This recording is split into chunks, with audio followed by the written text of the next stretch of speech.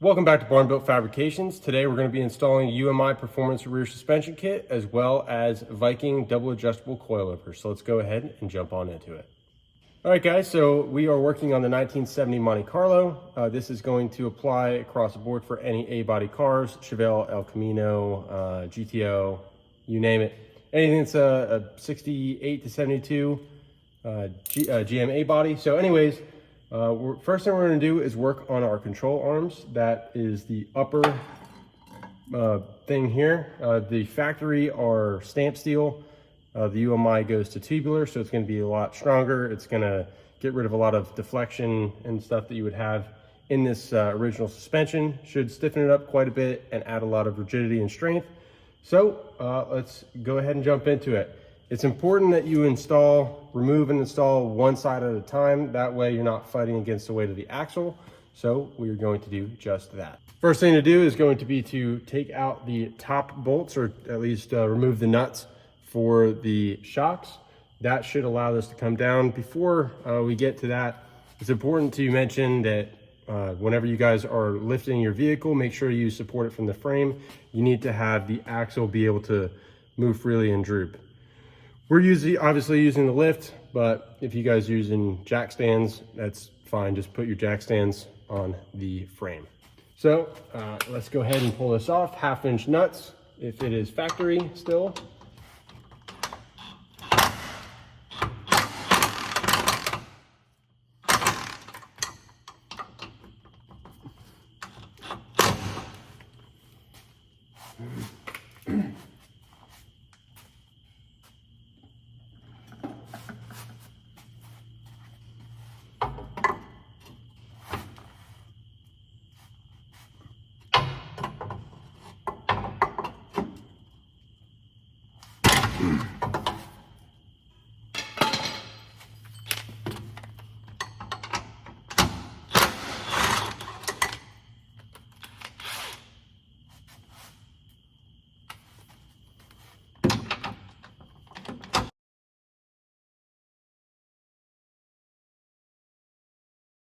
To remove these bolts, it's going to be 3/4, both top and bottom on both sides.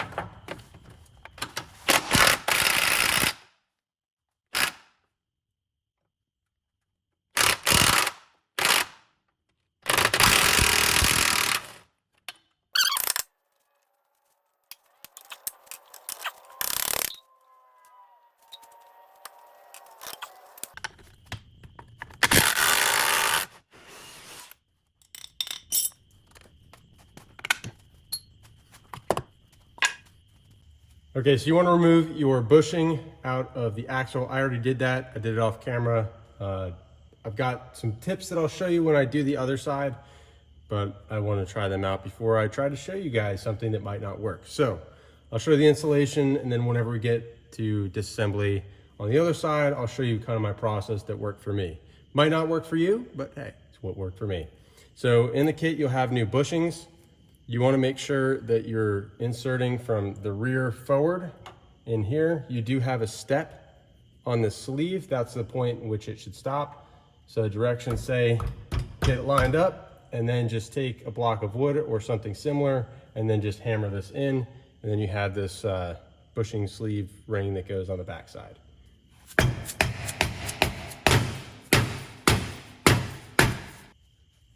So this is fully seated. I did not seem to need that bushing sleeve for the other side. It doesn't fit, there's not enough for it to bite onto. The directions say that you may or may not need it. I guess we are in the group of not. So that's done and installed. The next thing we need to do is remove our lower control arm on the same side. And then with that out, we can replace our frame stiffener, which I'll show you that when we get that out, and then start putting the new stuff back in.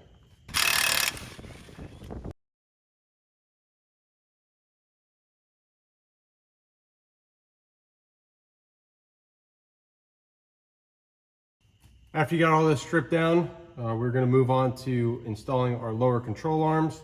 With this, you'll get a packet of grease. You want to make sure you lube up the face of the bushing so that way it keeps it quiet and doesn't damage it with insulation as well as with its natural articulation. I do revoke my previous statement about reusing the bolts for the control arms. It said that in the instructions. Why even read those, man? I don't know. I gave in, I caved. But with the frame stiffeners and everything else, you actually end up using the new hardware. So go ahead and put this sucker in. You do have 2 holes. Make sure that those are favoring the direction of the axle, because that is where your rear sway bar is going to bolt to. And then just go ahead and stick this boy in, but make sure we grease it first.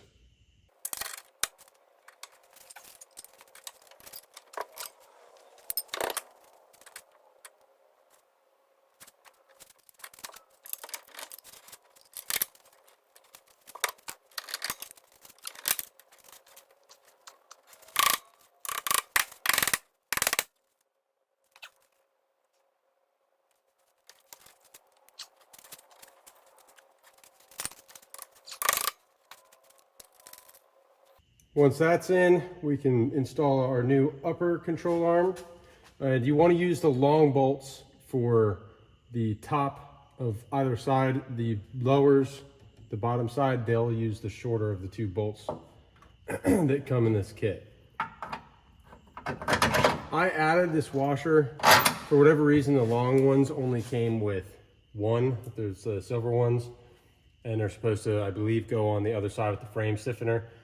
I'm not sure why that's the case. I prefer to have washers on both sides, so I had one that I threw in there.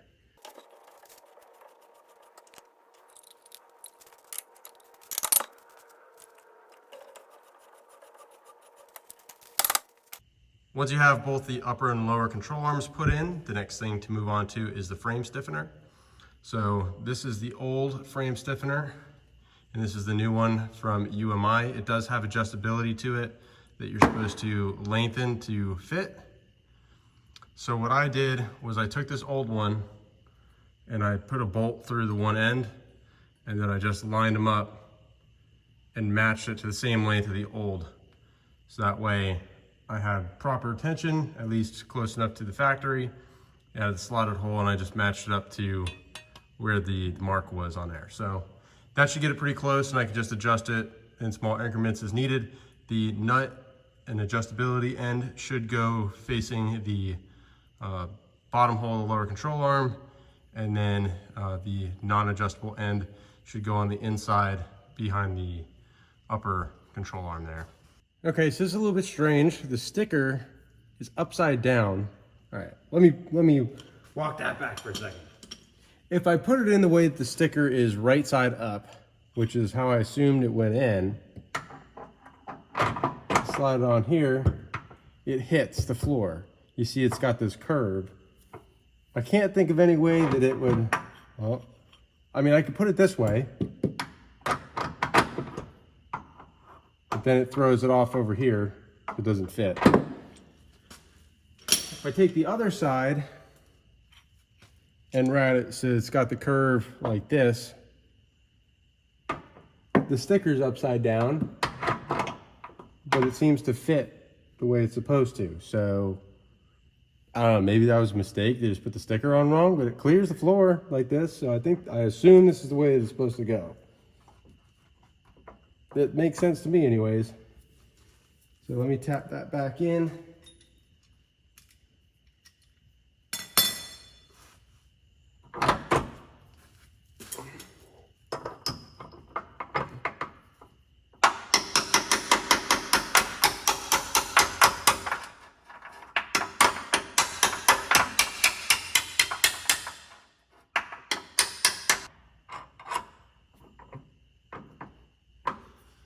I don't get it, but it works. So I guess that's how it is. I don't know. I'll take it. Okay, so what I did for these bushings to get them out on the other side was I took a 3/8 extension and I put it through on the back side. The head of it fits pretty well to where we'll go inside the bushing without, you know, hitting the rubber part. So I slid that through and then just hammered that out.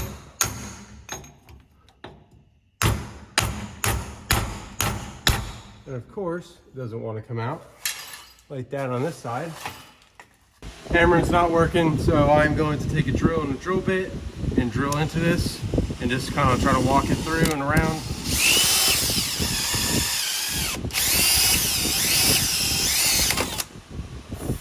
Phenomenal! Just broke my drill bit off in there.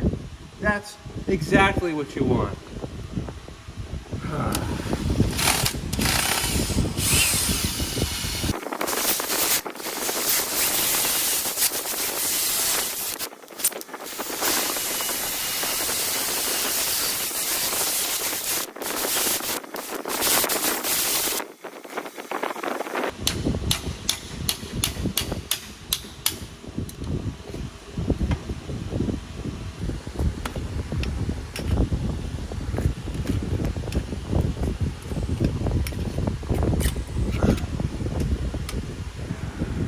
Once you get it out, the rubber bushing for the inside, you need to hammer the sleeve out. What I did was I hammered on the back of it, got it flush, and then on this side I just took a chisel and then just hammered this side and into it to kind of get it to fold in to where I could work it out. I'm not going to show that on film. You're literally just beating this thing like it owes you money. There's really no rhyme or reason to it. Just got it out. It is now time to set the sway bar. So we're going to put our rear bolts in first, one on either side.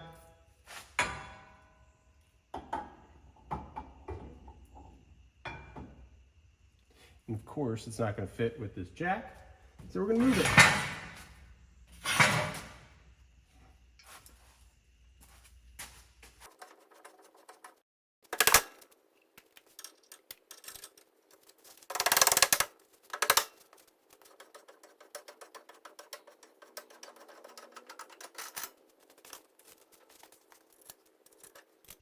All right, guys, so this is in. One important thing to mention, which I probably should have done already, in case some of you guys are following along piece by piece or part by part. You want to leave everything loose. Don't tighten any of the hardware down. You want to wait until you have it set with the weight of the vehicle on it at your ride height and then tighten everything down. Otherwise, you could run into issues with it binding, the suspension wanting to bind up by being tightened down in the wrong spot. So after we get our struts on and set, and then we'll put the weight back on the axle so the weight of the car is sitting on it. At that point, we will go ahead and run through, tighten everything down, set them to the proper torque. But for now, I'm gonna call it a night. Tomorrow, we're gonna get back on this and just finish up the rest, which is going to be putting on our new brackets for the lower part for the struts that relocate it out. And then, yeah, put the struts in, tighten everything down. So get back with you guys in the morning, afternoon. All right, guys, jump back on this project. The next step I will show you here is to drill out this upper hole. You will have the stud from the factory for the shock. This is the OEM shock perch. So take that out, it just unbolts, put up your bracket, which I'll show you here in just a minute. And then you want to drill out that hole, it's a 1/2 inch. And then you're gonna have this bracket is what's gonna go in it. You have the 2 spacers. This inside one is a little bit smaller than the outside. Make sure that you're using the smaller one mated up against your perch whenever you are measuring and drilling that out. Otherwise, you're gonna have a bad day. But yeah, you got lock washers, all that good deal. Obviously, there's gonna be a nut and washer on the back. Your final product is going to look like this.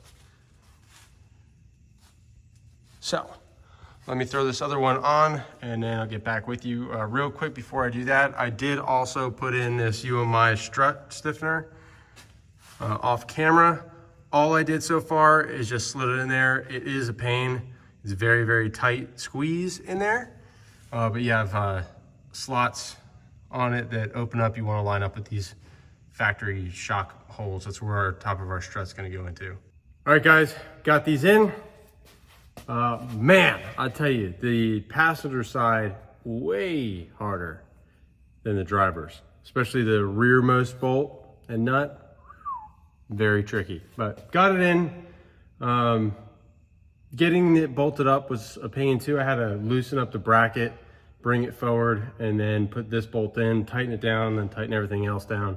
The way that it is, it's kind of pulled in. So Next step that we want to do here, getting pretty close to the end, is setting the ride height. Not gonna be able to do it today, since obviously we still have no differential, no axles, no wheels and tires. But I'm pretty sure that these go from stock to a few inches lowered. So I'm gonna try to favor it towards the top because I'm going for more of a stock, or I like a little bit higher ride height on these Monte Carlos personally. But we'll come back and we'll tweak that as needed. But I'll just kind of get it close enough and I'll measure just the threads and I'll try to get it evened up on both sides. So to do that, you get a wrench, comes with the kit, and you have these 2 lock rings. It's a good idea to put anti-seize on the threads. I put it, in the different openings. As this lock ring tightens up, it will pull it and get it in all the grooves. So you just put this in here and tighten it down and spin it. The higher up it is, the higher up the vehicle is going to ride. The lower it is down, the lower the vehicle is going to sit. And then you have this other one here as a jam nut. So I'm going to get this brought up and then tighten on the set lock ring there. And then, when I get both sides done, we'll get this axle jacked up to put the weight of the vehicle on it. And then we'll tighten everything up and we'll be done. Both coilovers are set. I ended up actually dropping them down just a little bit. I didn't like how tight the springs looked, so I brought them down about 3/4 of an inch. So anyways, got the jack underneath, have the weight of the car on. If you can maybe kind of see, I got the car starting to lift off of the rear arms on the lift. So now the next thing I'm gonna do is go around and tighten up all these control arm bolts, sway bar, frame stiffeners, all the stuff that we just installed. Make sure you don't just crank it on with an impact and you are actually torquing it to the torque spec. Each bolt's gonna have a different spec, which are in the instructions. I'll say that for legal reasons. So make sure you do it right, it's important. So I'm gonna get this tightened up and then I'll get back with you guys and we'll wrap this up. All right, people, we are fully installed. That is the installation process for the UMI rear suspension kit and Viking coilovers for A-body vehicles. That's the Monte Carlo, Chevelle, GTO, El Camino, and I think a few more. So anyways, I never mentioned the benefits of why you'd want to go to this type of system. I think that the UMI, the rear suspension going to the sway bar and the upgraded bushings and tubular everything is probably pretty self-explanatory.